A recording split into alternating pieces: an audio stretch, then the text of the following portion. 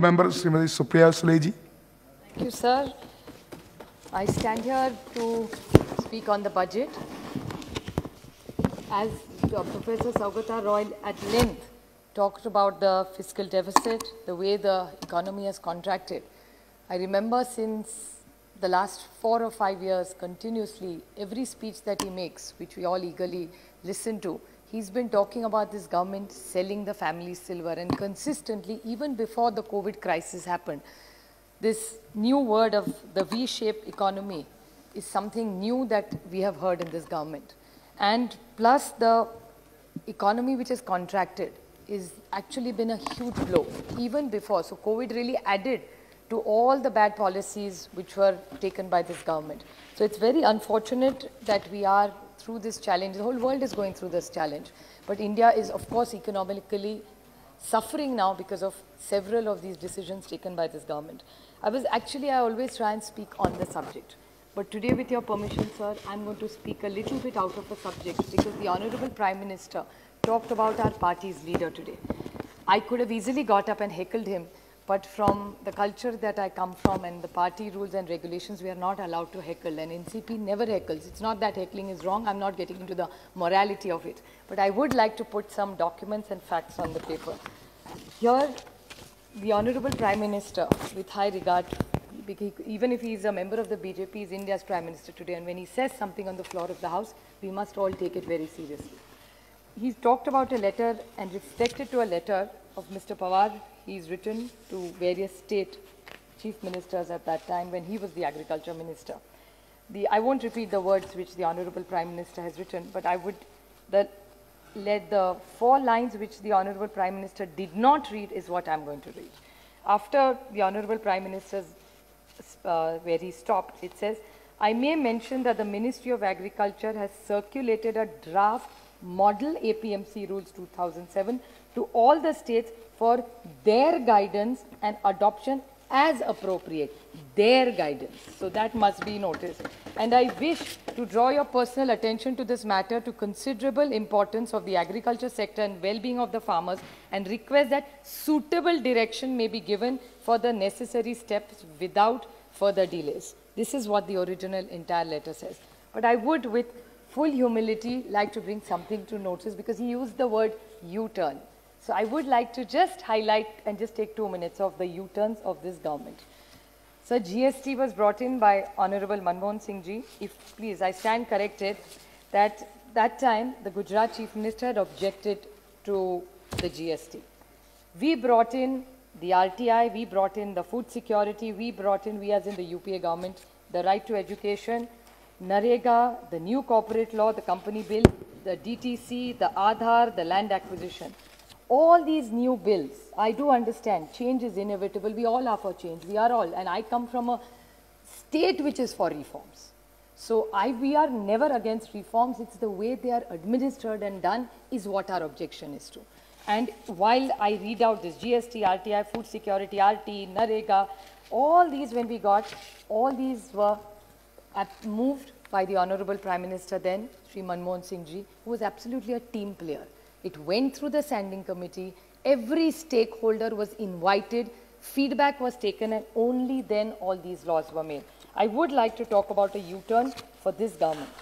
Narega, it's on record, and if they would like to place it, I would be happy to get you documents, where the present Honorable Prime Minister has not spoken as well as about he speaks on Narega today.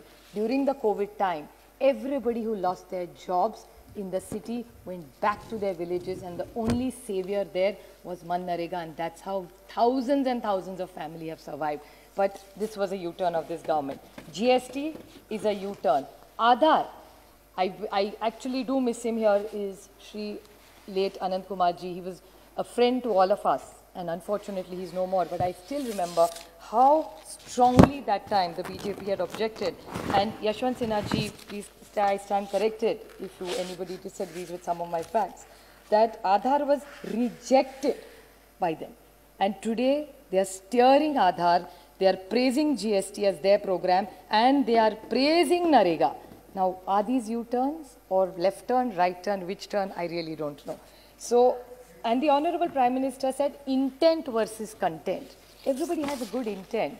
So when they do it, it's intent and content. And when we do it, it's a U-turn. It's a little unfair, especially coming from such a high office. So I would just like to put these things on record, that these things happen, and they are always demeaning institutions. Why do they always need the ordinance route? If they really wanted to bring these laws, why could they not take this? Now, logically speaking, sir, even if they were moved at that time, they were moved as recommendations for a change of the law. Why were the same route not followed? And if this was written to all the chief ministers, how come there was no agitation in 2004, 5, 6, and for all that decade that Mr. Pawar was the agriculture minister? I'm not here to defend. He's very capable of defending himself. But I just need to put the facts on the table since he was mentioned by the Honorable Prime Minister.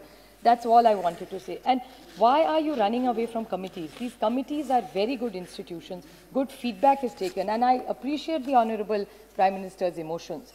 Yesterday and today, I'm actually seeing a different man. Leadership is about vulnerability. And he showed he was vulnerable yesterday and today. I wish there was continuity in this, and he showed the same vulnerability. He should open his arms, call the farmers and Mr. Tikait to his house for tea, and why not resolve it? If you can't resolve it that way, call the political leaders. If he feels there are politicians involved, why not call them? If there's a will, there's a way. So if he really wants to work around the farmers, let's stop this conflict, because this entire country and the global situation is not helping any of us with any aberration like this, especially the farmer, I think, who feeds us. So I think I want to put this on the table, and now I will come back on another U-turn. Since Dayanidhi Maran extensively talked about the vaccine, I would like to put that U-turn. It just occurred to me. The U-turn was the Honorable Nirmala Sitharaman ji. If I stand corrected, she went to Bihar for the manifesto of the BJP. And she promised at that they would give free vaccination in Bihar. I'm sure the vaccination has started.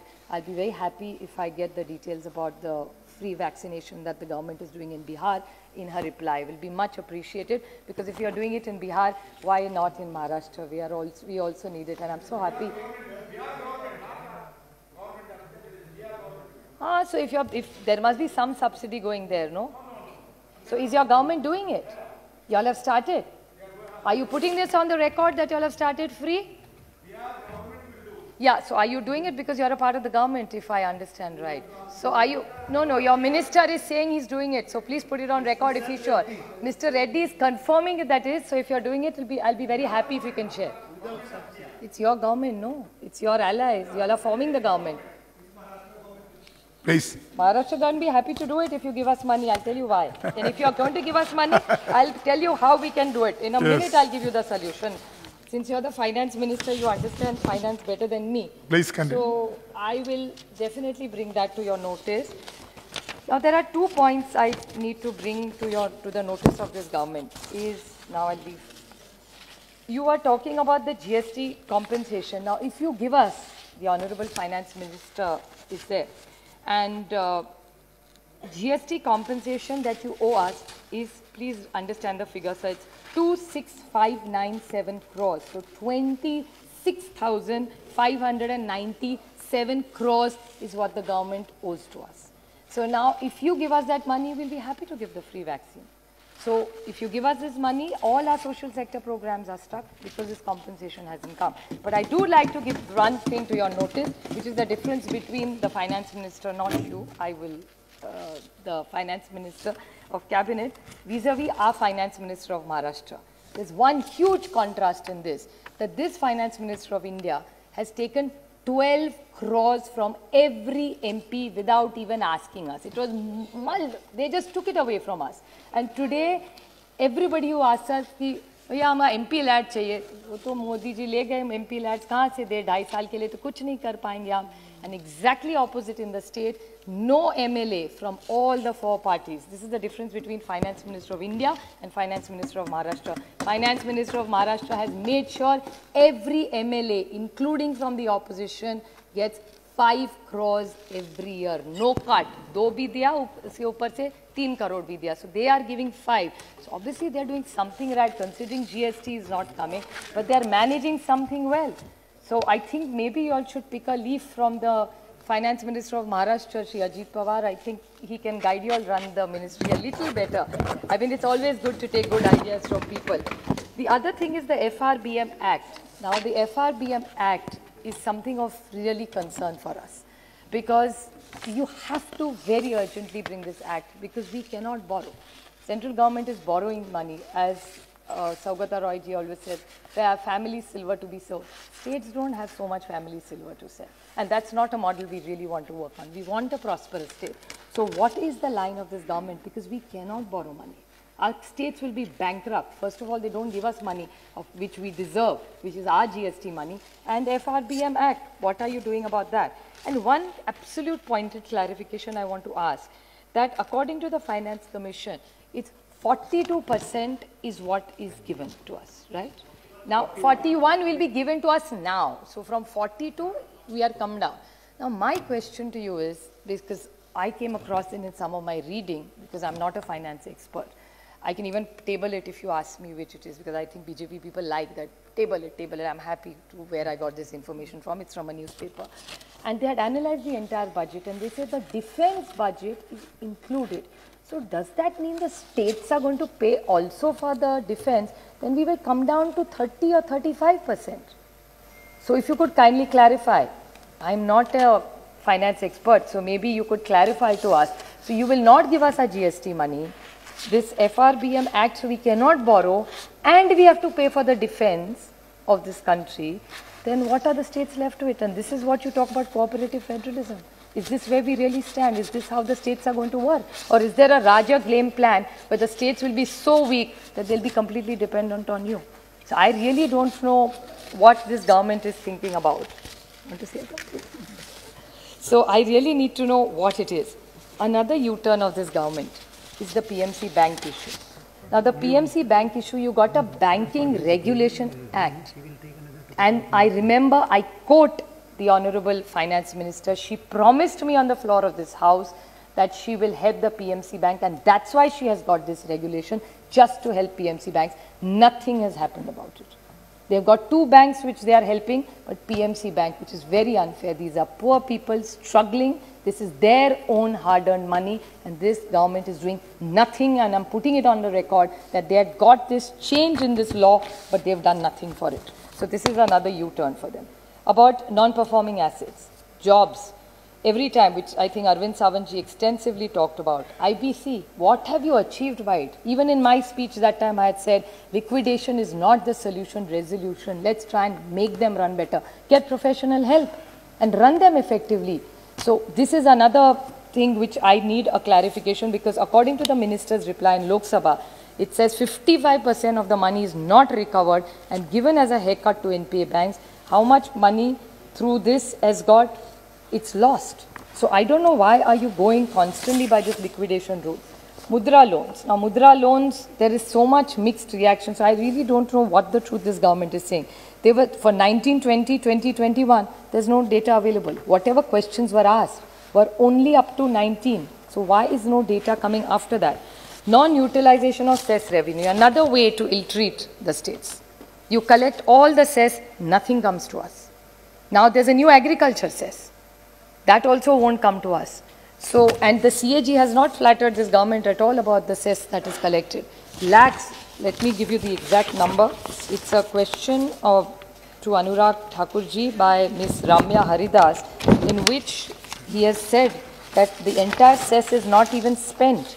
And the CAG report says that whatever monies have come, according to the CAG, more than just 2 minutes, last 2 minutes. Please come. More than rupees 2.18 lakh crores collected by central government assessed for specific purposes as education, sanitation, infrastructure has either not fully been transferred to the dedicated fund or remains unutilized. This is what the CAG is saying. So I think you owe it to the states. You don't even give it to the states. You also don't use it. So where is the money going? There is absolutely, you talk about transparency, and the Honorable Prime Minister talked about it. Talking about health, or talking about, you talked about health yesterday, Prakash Zavadekar ji, I think Tejasvi Surya is in the house. It was his question that he asked, and Honorable Prakash Zavadekar ji answered, and he said, oh, it's a continuous process, monies will keep coming. There's nothing in the budget. And he said 600 crores is more than enough for students' education, online education. How much money really went, even to JNK?